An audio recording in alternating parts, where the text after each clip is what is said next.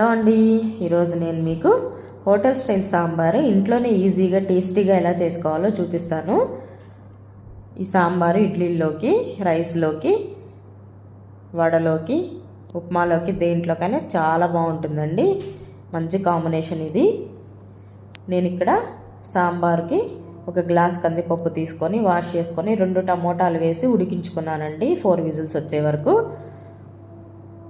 ఇలా ఉడికిన తర్వాత దాంట్లో కావాల్సిన ఇంగ్రీడియంట్స్ తీసుకున్నాను. నేను ఈ కూరగాయ ముక్కలన్నీ దాంట్లో వేసుకుంటున్నానండి.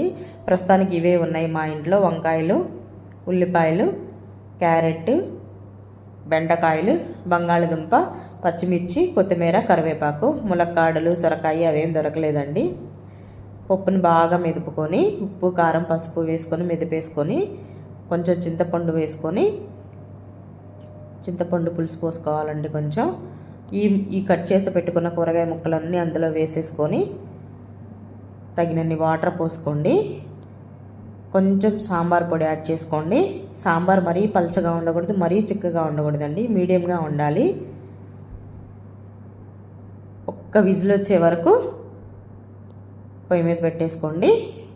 తీసేసుకొని పోపు వేసేసుకొని సర్వ్ చేసేసుకోవటమే. ఈజీ ప్రాసెస్ అండి సాంబారు చాలా. మీరు కూడా ట్రై చేయండి.